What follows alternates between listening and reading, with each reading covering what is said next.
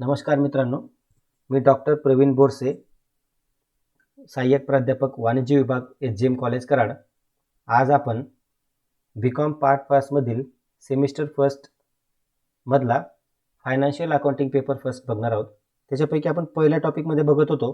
मागच्या लेक्चरला आपण जाणून घेतलं टॅली ERP 9 बद्दल, कॉम्प्रेहेन्सिव्ह अकाउंटिंग बद्दल आपण बरेचसं काही त्या ठिकाणी आपण समजून घेतलं.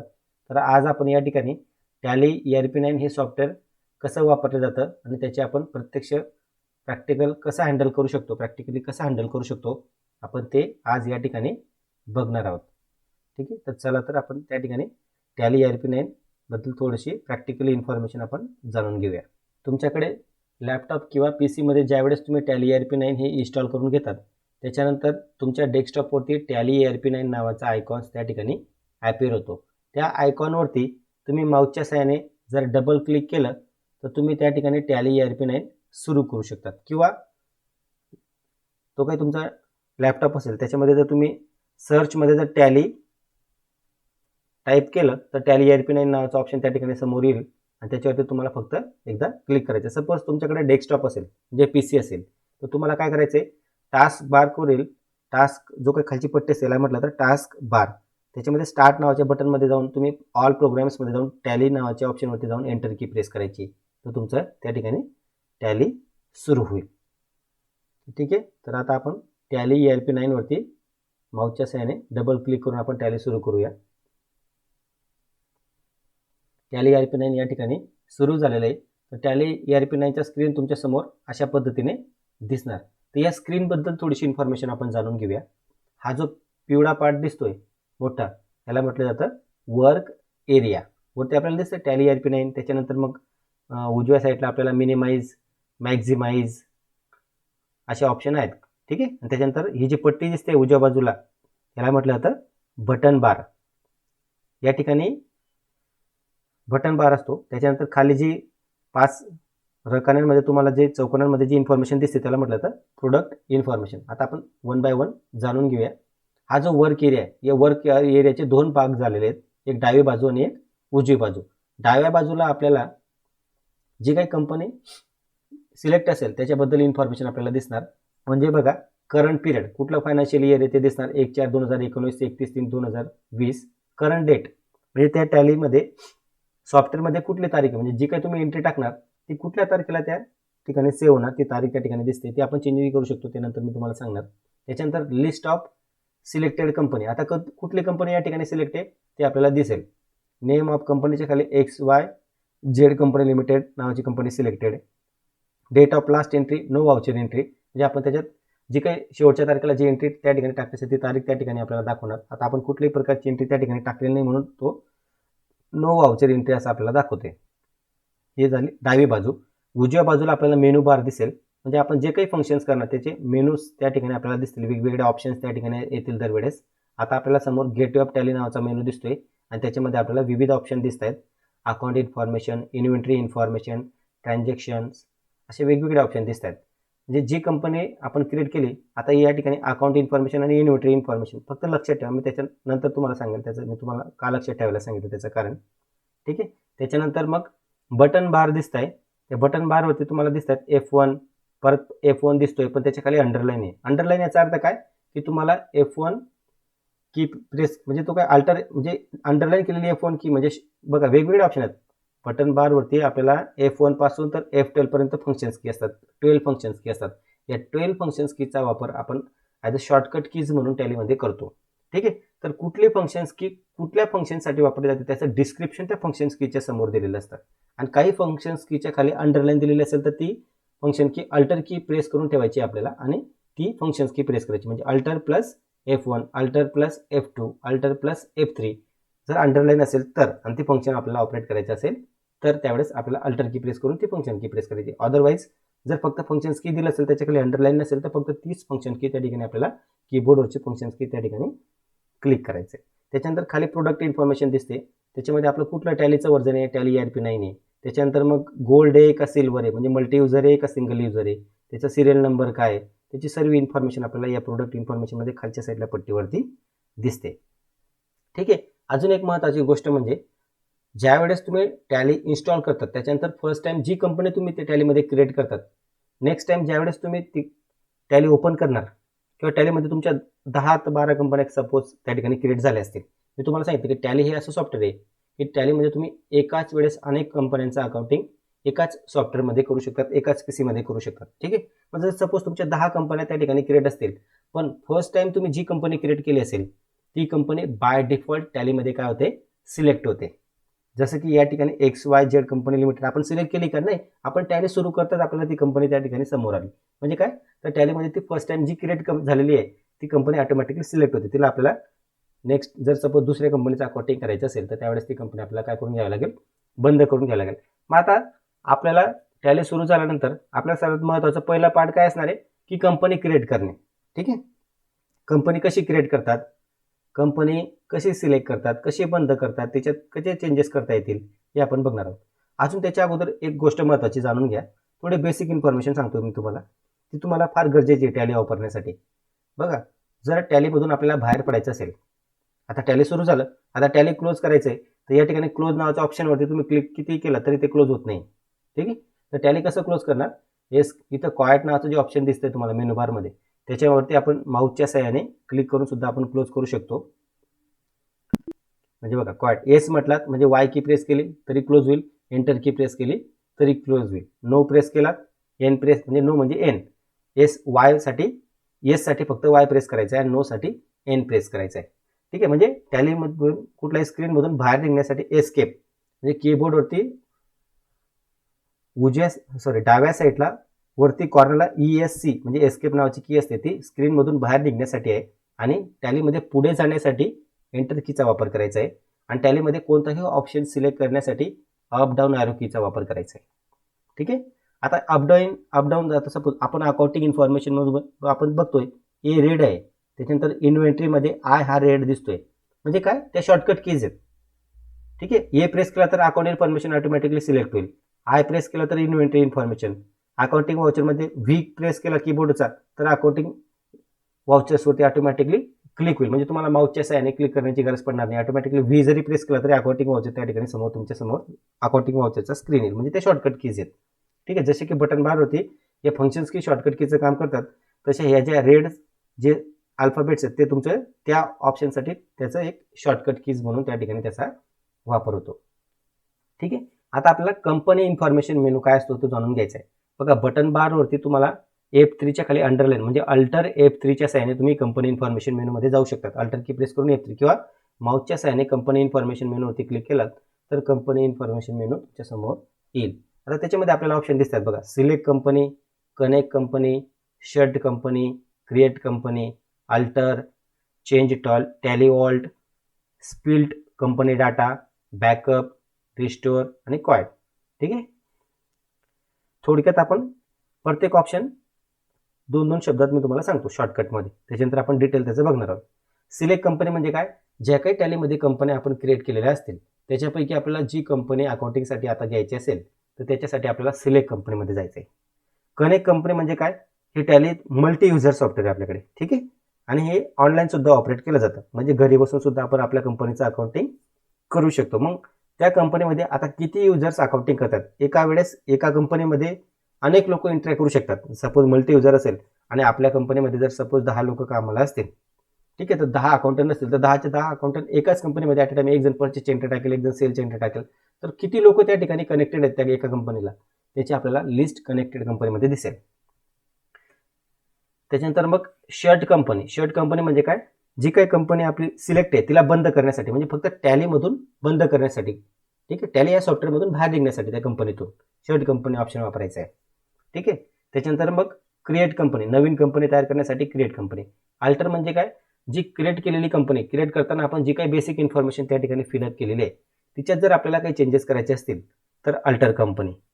नंतर मग चेंज टॅली वॉल्ट म्हणजे काय, आपल्याला जर टॅली या सॉफ्टवेअरला पासवर्ड टाकायचा असेल तर त्या ठिकाणी आपण टाकू शकतो. स्प्लिट कंपनी डाटा, आता असं होतं काही वेळेस एखादी कंपनी दुसरी कंपनी एखाद्या लहान कंपनीला मोठी कंपनी काय होते टेक ओव्हर करून घेते, मग त्यावेळेस काय होतं, ज्या दिवशी ती कंपनी टेक ओव्हर होते, म्हणजे डेट ऑफ पर्चेसिंग, जे काही डेट ऑफ पर्चेस असतो, म्हणजे बिझनेस पर्चेस म्हणतो की आपण अकाउंटिंगमध्ये शिकलो की बिझनेस पर्चेस आपण शिकतो, पीसी कॅल्क्युलेशन करतो आपण, ठीक आहे, ते आपण बघितलं असेल. तर ज्या तारखेला ती कंपनी टेक ओव्हर होते, दुसरी कंपनी टेक ओव्हर करते, ती तारीखच्या अगोदरचा जो काही प्रॉफिट असेल तो कोणाचा असतो, जुन्या मालकाचा असतो. त्याच्यानंतरचा प्रॉफिट कोणाचा असतो, नवीन मालकाचा असतो. मग ती काही पण कंपनी एकच असते, अकाउंटंट तर एकच असणार आहे, ठीक आहे, शेअर कोणाचेही असो, पण कंपनी एकच असणार आहे, फक्त तो प्रॉफिट आपल्याला डिवाइड करायचा असेल तर त्यावेळेस काय केलं जातं, एका कंपनीचे 2 भाग केले जातात. म्हणजे बिझनेस पर्चेसच्या तारखेपासूनचा अगोदरचा अकाउंटिंग आणि बिझनेस पर्चेस नंतरची अकाउंटिंग, असे 2 वेगवेगळ्या विभागांमध्ये आपल्याला अकाउंटिंग विभागून घ्यायचं असेल तर त्यावेळेस स्प्लिट कंपनी, म्हणजे एका कंपनीचे 2 भाग करायचे असतील तर त्यावेळेस स्प्लिट कंपनी आपण ऑप्शन वापरतो. त्याच्यानंतर बॅकअप आणि रिस्टोर. बॅकअप जसं की आपण वर्ड, एक्सेल, पॉवर पॉईंटमध्ये आपण काय करतो, जर आपल्याला बॅकअप घ्यायचं असेल तर आपण काय करतो, त्या वर्ड फाईलला कॉपी करतो आणि आपल्याला ज्या ठिकाणी पाहिजे असेल त्या ठिकाणी पेस्ट करतो. पण टॅलीमध्ये तसं नाही. जर टॅलीचा बॅकअप घ्यायचा असेल, कॉपी करायची असेल आपल्याला टॅलीची कंपनी आपल्या पीडीमध्ये, तर बॅकअपमध्ये जाऊन पीडीचा पाथ टाकून त्या ठिकाणी आपल्याला ती कंपनीचा बॅकअप घ्यायचा असतो. आणि ज्या ठिकाणी आपल्याला ज्या पीसीवरती, दुसऱ्या पीसीवरती सपोज ऑडिटरकडे जायचं असेल आपलं, आणि त्यांच्या पीसीवर आपल्याला आपला टॅलीचा जो काही अकाउंटिंगचा डाटा तो त्यांना शो करायचा असेल, त्यांच्या पीसीवरती जाऊन आपल्याला रिस्टोअर म्हणायचं आहे आणि तो पीडीचा सोर्स घेऊन आपल्याला तो पीडी मधला डाटा त्यांच्या टॅलीमध्ये किंवा त्यांच्या पीसीमध्ये आपल्याला रिस्टोअर करू शकतो आपण, ठीक आहे. आता आपण 1 बाय 1 बघूया. तर सगळ्यात अगोदर आपण कंपनी कशी क्रिएट करतात ते आपण बघणार आहोत, ठीक आहे. तर क्रिएट कंपनी ॲरो कीच्या साहाय्याने सिलेक्ट करून घ्यायचं आहे कंपनी इन्फॉर्मेशन मेनूमध्ये आणि एंटर की प्रेस करायची. त्याच्यानंतर तुमच्या समोर कंपनी क्रिएशनचा डायलॉग बॉक्स येईल. त्याच्यामध्ये आपण आता बघूया त्याच्यात आपल्याला काय काय इन्फॉर्मेशन दिलेली आहे, म्हणजे कंपनी क्रिएट करत असताना आपल्याला कुठले कुठले इन्फॉर्मेशन त्या ठिकाणी फिलअप करावे लागते. बघा सगळ्यात वरती आपल्याला पहिले दिसतोय डिरेक्टरी. डिरेक्टरीमध्ये आपल्याला दिसतंय C::tally.erp9. त्याच्यानंतर त्याच्यामध्ये डाटा नावाचं फोल्डर, म्हणजे C::मध्ये टॅली ERP9 नावाचं फोल्डर, त्याच्यामध्ये परत डाटा नावाचा फोल्डरमध्ये तो काय जो आपण कंपनी क्रिएट करतो तो डाटा त्या ठिकाणी सेव्ह होत जाणार, ठीक आहे. तो पाथ जर आपल्याला चेंज करायचा असेल तर आपण बॅक स्पेसच्या सहाय्याने जाऊन मागे येऊ शकतो आणि त्याच्यात आपण चेंजेस करू शकतो. पण आपल्याला कोणत्याही प्रकारचा चेंजेस करायचा नाही तर एंटर की प्रेस करायची. नेम ऑफ द कंपनी, ठीक आहे. आता नेम ऑफ द कंपनीमध्ये आपण कंपनीचं नाव टाकूया, ठीक आहे. तर या ठिकाणी फक्त आपण SGM बॉईज हॉस्टेल, ठीक आहे. बॉईज हॉस्टेल शॉर्टकटमध्ये टाकलं मी, बॉईज हॉस्टेल, ठीक आहे. आपल्याला SGM कॉलेजचं बॉईज हॉस्टेलचं आपल्याला सपोज अकाउंटिंग करायचं आहे, ठीक आहे. तर आपण नाव काय देणार कंपनीला, SGM कॉलेज किंवा SGM बॉईज हॉस्टेल असं आपण त्याचं काय देणार, नाव देणार. त्याच्यानंतर मग पुढे आला आपला कर्सर मेलिंग अँड कॉन्टॅक्ट डिटेलमध्ये. मेलिंग म्हणजे काय, मेलिंग नेम. मग त्याच्यात आपल्याला मेलिंग नेम विचारतो, तो ऑटोमॅटिकली त्याने काय घेतलं, SGM बॉईज हॉस्टेल असं नाव घेतलं, ठीक आहे. म्हणजे काय की एखादी कंपनी आपण ज्यावेळेस ती कंपनी क्रिएट करतो त्या कंपनी 2 नावाने आपण ओळखू शकतो. म्हणजे SGM बॉईज हॉस्टेल आणि त्याचं आपल्याला जर सपोज बॉईज हॉस्टेल एवढंच नाव द्यायचं असेल तरी चालेल. म्हणजे एक कंपनी 2 नावाने, ज्यावेळेस तुम्ही सिलेक्ट करणार त्यावेळेस ते 2 नावाने तुम्हाला लिस्टमध्ये अपेअर होईल. तुम्ही कुठल्याही नावावरती क्लिक केलात, एंटर केलं तरी ती एकच कंपनी ओपन होणार आहे. जसे की तुमचं घरचं नाव वेगळं असतं आणि महाविद्यालयातलं नाव वेगळं असतं, ठीक आहे. तर महाविद्यालयातलं नाव जरी वेगळं असलं आणि घरचं नाव जरी वेगळं असलं तरी व्यक्ती एकच असतो की नाही, तशा पद्धतीने तुम्ही या ठिकाणी 2 नावाने कंपनी क्रिएट करू शकतात, पण त्याचं अस्तित्व मात्र एकच असणार आहे. त्याच्यानंतर एंटर की प्रेस केला तर ॲड्रेस काय, तर address Karad, district Satara, enter key press केली. जर आता पुढची डिटेल आपल्याला द्यायची नसेल तर डायरेक्ट ब्लँक कॉलममध्ये एंटर की प्रेस करायची. मग खाली येणार automatically statutory compliance for India त्याने सिलेक्ट केलेलं आहे, आपण इंडियामध्ये राहतो म्हणून. त्याच्यानंतर आपण चेंजेस पण करू शकतो. त्याच्यानंतर स्टेट, इंडियामध्ये जे काही स्टेट असेल त्याची लिस्ट आपल्या समोर येईल. त्याच्यापैकी आपल्याला ॲरो कीच्या सहाय्याने, अपडाऊनच्या सहाय्याने महाराष्ट्र सिलेक्ट करून घ्यायचं आहे किंवा माऊसच्या सहाय्याने तुम्ही महाराष्ट्रावरती येऊन महाराष्ट्रावरती क्लिक करू शकतात आणि एंटर की प्रेस करायची, म्हणजे महाराष्ट्र त्या ठिकाणी सिलेक्ट होईल.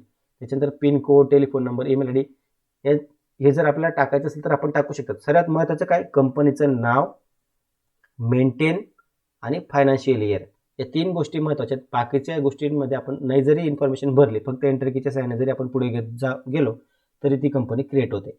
पिनकोड असेल तर टाकू शकतात, टेलिफोन नंबर माहीत असेल तर टाकू शकतात, ईमेल आयडी आपला असेल तर त्या ठिकाणी आपण ते कंपनीचा टाकू शकतो. त्याच्यानंतर पुढे आला आपण कंपनी डिटेल्स. कंपनी डिटेलमध्ये करन्सी सिम्बॉल, इंडियामध्ये करन्सी सिम्बॉल काय असतो, रुपीज, ठीक आहे. तो ऑटोमॅटिकली आला. त्याच्यानंतर मग मेंटेन, हे महत्त्वाचं आहे. मेंटेनमध्ये आपल्याला 2 ऑप्शन दिसतात त्या ठिकाणी, एक अकाउंट्स ओनली आणि अकाउंट्स विथ इन एंट्री. म्हणजे फक्त आपल्याला अकाउंटिंग करायचं असेल तर आपण अकाउंटिंग करू शकतो. आणि इन्व्हेंटरी म्हणजे काय, जर आपल्याला स्टॉक मेंटेन करायचा असेल टॅलीमध्ये, म्हणजे अकाउंटिंग प्लस स्टॉक, म्हणजे किती स्टॉक शिल्लक आहे, किती परचेस केला, किती सेल्स केला, त्याचं आपल्याला मेजरमेंट करायचं असेल टॅलीमध्ये, म्हणजे आपल्याला किती स्टॉक शिल्लक आहे हे सुद्धा आपल्याला टॅलीमधून कळेल. ठीक आहे, म्हणजे आपल्याला प्रत्यक्ष आपल्याला उठून बघण्याची गरज नाही की आपल्याकडे कंपनीमध्ये कोणता माल किती पडलेला आहे, किती शिल्लक आहे, हे आपल्याला जर आपण टॅलीमध्ये जर स्टॉक मेंटेन करत असणार तर तुम्हाला ऑटोमॅटिकली ते कळतं. तर ठीक आहे, आता आपल्याला SGM कॉलेजचा आपण बॉईज हॉस्टेलचं अकाउंटिंग करतोय, त्या ठिकाणी काय कोणत्या प्रकारचा स्टॉक असणार आहे का नाही, म्हणून आपण फक्त अकाउंट्स ओनली त्या ठिकाणी सिलेक्ट करणार, एंटर की प्रेस करायची. त्याच्यानंतर मग फायनान्शियल इयर फ्रॉम, कोणत्या फायनान्शियल इयरपासून आपल्याला अकाउंटिंग करायचे ते फायनान्शियल इयर, म्हणजे कोणत्या फायनान्शियल इयरची आपल्याला अकाउंटिंग करायची ते फायनान्शियल इयर त्या ठिकाणी आपल्याला स्वतः मॅन्युअली टाकून घ्यायचं. मी टाकून घेतलंय 1/4/2019. तुम्हाला 18 करायचं तर 1/4/2018 करू शकतात. एंटर की प्रेस केला तर बुक बिगिनिंग फ्रॉम पण 1/4/2018 झालं. परत बॅक स्पेसने मागे आलो, 1/4/2019 केलं, 1/4/2019 केलं, तर खाली पण बुक बिगिनिंग फ्रॉम 1/4/2019 होऊन गेलं. बघा, तुम्हाला पहिले अगोदर सांगतो की भारतामध्ये फायनान्शियल इयर कधी सुरू होतं, 1 एप्रिलला, आणि क्लोज कधी होतं, 31 मार्चला. आणि जर विदेशात तुम्ही गेलात, जनरली दुसऱ्या देशांमध्ये फायनान्शियल इयर हे 1 जानेवारीला सुरू होतं आणि फायनान्शियल इयर हे 31 डिसेंबरला क्लोज होतं. पण भारतामध्ये फायनान्शियल इयर स्टार्टिंग डेट ही 1 एप्रिल असते आणि फायनान्शियल इयरची क्लोजिंग डेट ही 31 मार्च असते, म्हणून आपण 1 एप्रिल टाकून घेतलं.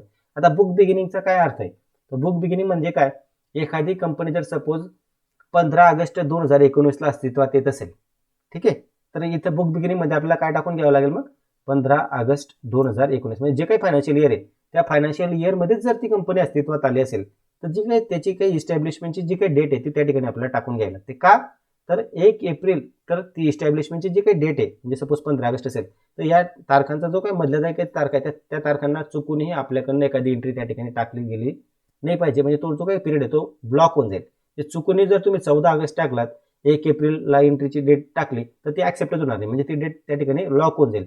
ते चुकून तुमच्याकडनं त्या तारखांना एखादी एंट्री टाकली जाणार नाही. ठीक आहे, म्हणून मी या ठिकाणी काय करणार, ॲज इट इज जी काही मेंटेन फायनान्शियल इयरची डेट असेल तीच बुक बिगिनिंगची ठेवणार. ठीक आहे, त्याच्यानंतर एंटर की प्रेस करायची. सिक्युरिटी कंट्रोल, त्या ठिकाणी तुम्हाला विचारते डिस अलाउ ओपनिंग इन एज्युकेशनल मोड, त्या ठिकाणी येस ऑर नो, म्हणजे एज्युकेशनल मोडमध्ये पाहिजे का आपल्याला, नाही, नो म्हटलं. टॅली वर्ल्ड पासवर्ड, म्हणजे पर्टिक्युलर याच कंपनीला आपण पासवर्ड टाकू शकतो, म्हणजे सिक्युरिटीसाठी, म्हणजे आपलं तो पासवर्ड टाकल्याशिवाय ती कंपनी ओपन होणार नाही. त्याच्यानंतर खाली यूज सिक्युरिटी कंट्रोलमध्ये जर येस म्हटला तो परत तुम्हाला पासवर्ड विचारेल, तो पासवर्ड तिथं जर आपण त्या ठिकाणी जर पासवर्ड टाकला तर पूर्ण टॅली या सॉफ्टवेअरला पासवर्ड टाकला जाईल, म्हणजे जो काही तो पासवर्ड त्या ठिकाणी तुम्ही टाकणार तो पासवर्ड ते टॅली ओपन करताना तो पासवर्ड टाकल्याशिवाय टॅली ओपनच होणार नाही. ठीक आहे, एंटर की प्रेस करायची. त्याच्यानंतर आपण आलो बेसिक करन्सी इन्फॉर्मेशन, त्याच्यामध्ये आपण जे काय आपण रुपीज घेतले त्याच्याबद्दल इन्फॉर्मेशन विचारेल तो, त्या ठिकाणी रुपीज, बेसिक करन्सी सिम्बॉल काय, रुपीज, फॉर्मल नेम काय त्याचं, Indian rupees, enter key press केली. नंतर मग नंबर ऑफ डेसिमल प्लेस किती असतात, 2, म्हणजे जसं की आपण 100 रुपीज लिहिलं तर 100.00 असा लिहितो की आपण, नंतर जे काही डॉट नंतर जे काही 00 लिहितो ते काय असतात, पैसे असतात आपले, म्हणजे डेसिमल, पैसे म्हणजेच काय, डेसिमल. ठीक आहे, 2 आपण डेसिमल वापरतो जनरली अमाऊंट लिहिताना. ही सिम्बॉल सर्फिक्स टू अमाऊंट, म्हणजे प्रत्येक वेळेस तुम्हाला अमाऊंटच्या समोर सिम्बॉल हवा आहे का, नो, वाय, येस, म्हणजे जर पाहिजे असेल तर वाय की प्रेस करायची, एंटर की प्रेस करायची, म्हणजे ऑटोमॅटिकली एस होतो. म्हणजे पूर्ण एस टाईप करण्याची गरज नाही तुम्हाला, पूर्ण नो टाईप करण्याची गरज नाही, फक्त एस, वाय की प्रेस केली म्हणजे एस, एन की प्रेस केली म्हणजे नो. त्याच्यानंतर मग सिम्बॉल फॉर डेसिमल पोर्शन, त्याला काय म्हणतो आपण, डेसिमल पोर्शनला पैसे असं म्हणतो, ते ऑटोमॅटिकली त्याने घेतलं. शो अमाऊंट इन मिलियन, म्हणजे एखादी जर मल्टी मिलियनियर कंपनीचं आपल्याला अकाउंटिंग करायचं असेल तर त्याचे काय आपण 100 रुपीज 200 मध्ये अशी अकाउंटिंग जर करायचे म्हटले तर त्या ठिकाणी आपल्याला 1 मिलियनवरती बरेच शून्य आपल्याला द्यावे लागतील. ठीक आहे, म्हणजे आपल्याला किती शून्य असतात हे सुद्धा काही लोकांना माहिती नसेल, तर त्याच्यासाठी काय करायचंय, म्हणजे सपोज मोठे मल्टी मिलियनियर कंपनीचं अकाउंटिंग करायचं असेल तर ते मिलियनमध्ये ट्रान्झॅक्शन करतात, जे सेल त्यांचा मिलियनमध्ये असतो, म्हणजे त्यांचे ट्रान्झॅक्शन मिलियनमध्ये असतील तर त्यावेळेस त्या ठिकाणी येस आपल्याला म्हणायचं. तर आपल्याला बॉईज हॉस्टेलचं अकाउंटिंग करायचं SGM कॉलेजचं, तर त्या ठिकाणी आपल्याला काय करायचंय, नो म्हणायचं, मिलियनमध्ये आपले ट्रान्झॅक्शन नसणार आहेत.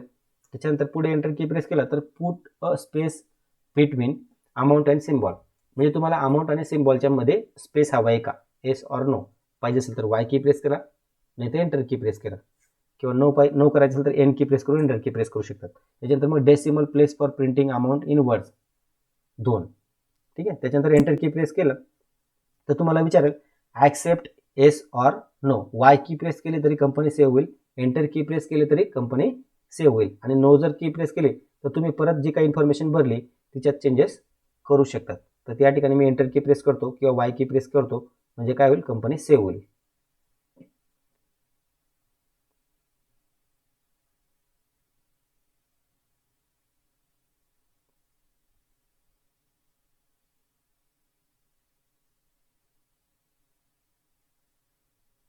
या ठिकाणी बघा लिस्ट ऑफ सिलेक्टेड कंपनी, हा जो वर्क एरिया आहे डाव्या बाजूला त्याच्यात दिसते आपल्याला लिस्ट ऑफ सिलेक्टेड कंपनीमध्ये HGM बॉईज हॉस्टेल हे बोल्ड दिसते, आणि त्याच्या खाली HGM बॉईज हॉस्टेल आणि XYZ कंपनी लिमिटेड हे सुद्धा तुम्हाला त्या ठिकाणी दिसते. पण जे काही बोल्ड आहे, जे कंपनीचं नाव बोल्ड असेल ती कंपनी आता सिलेक्ट आहे. म्हणजे जे काही तुम्ही एंट्री टाकणार आहात त्या सॉफ्टवेअरमध्ये ती त्या जे काही बोल्ड कंपनी असेल ती तिच्यात ते डाटा तो सेव्ह होणार आहे.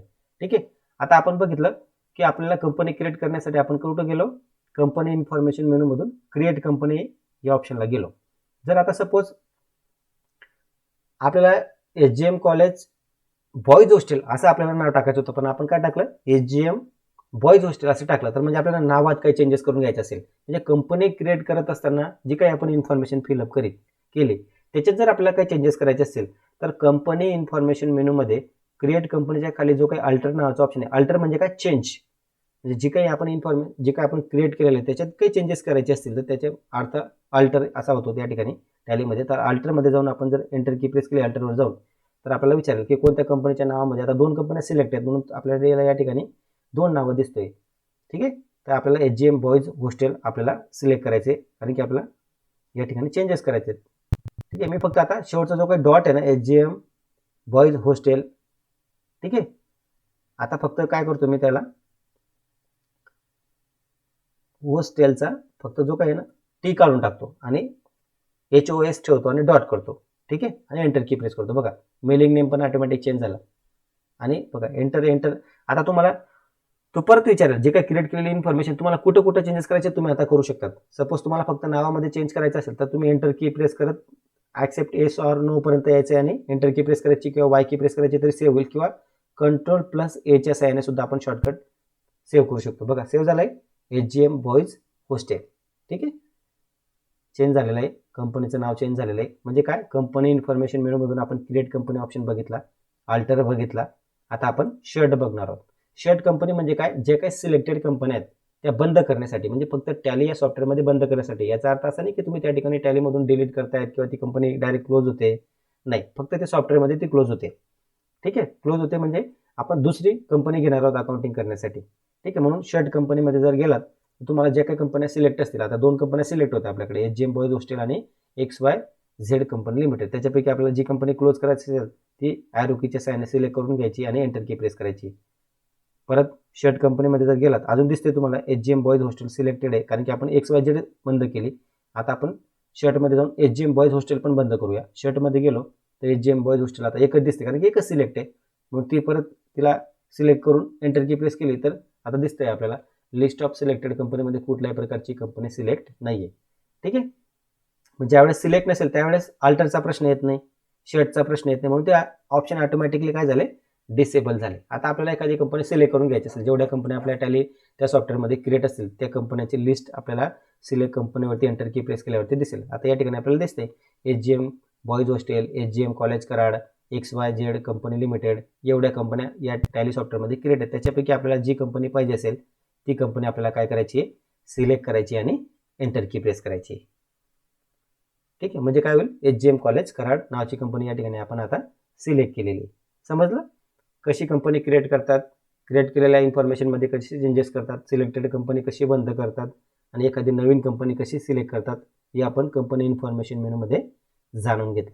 थोडंसं आता आपण एस्केपची कीच्या साहाय्याने मागे येऊया आणि गेट अप टॅलीमध्ये बघूया.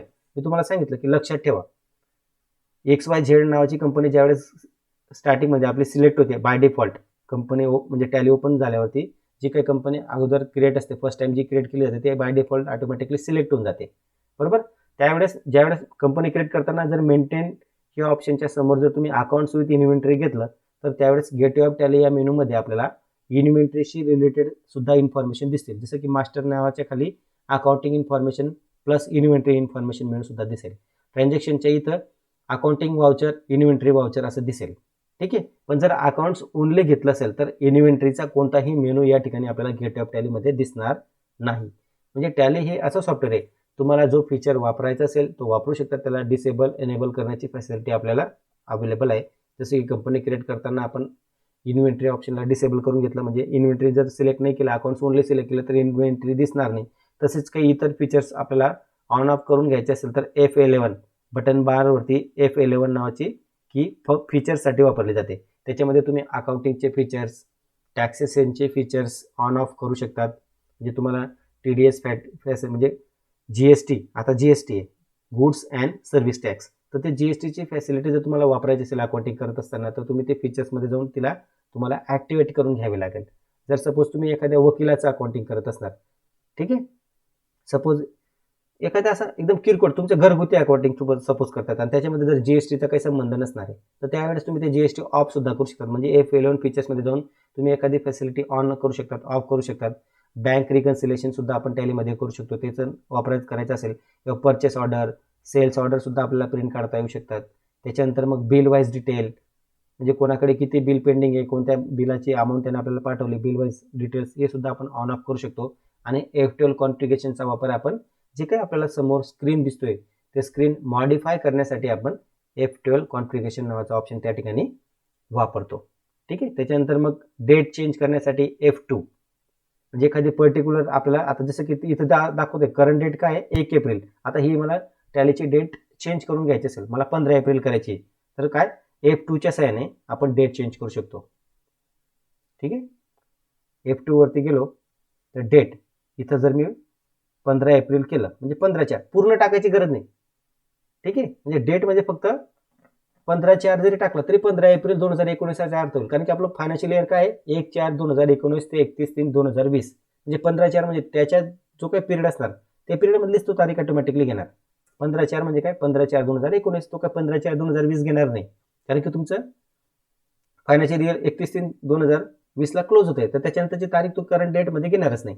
म्हणजे जे काही फायनान्शियल तुमचा पिरियड आहे त्या पिरियड मधलीच तो तारीख त्या ठिकाणी ऍक्सेप्ट करणार करंट डेटमध्ये त्या सॉफ्टवेअरमध्ये.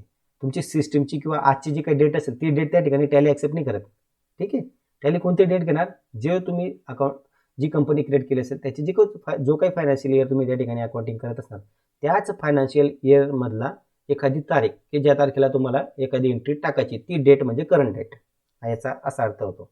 ठीक आहे. जसं की मी आता डेटमध्ये जाऊन काय चेंज करून घेतलं, करंट डेट चेंज करून घेतलं. आता मला जर फायनान्शियल इयर चेंज करायचं असेल 1 एप्रिल 2020 ते 31 मार्च 2021 असं फायनान्शियल इयर, आता हे फायनान्शियल इयर संपले, आता 2021 सुरू झालेलं आहे, तर मला F2 म्हणजे अल्टर F2, कारण की F2च्या खाली अंडरलाईन आहे पिरियड चेंज करून घ्यायचा असेल.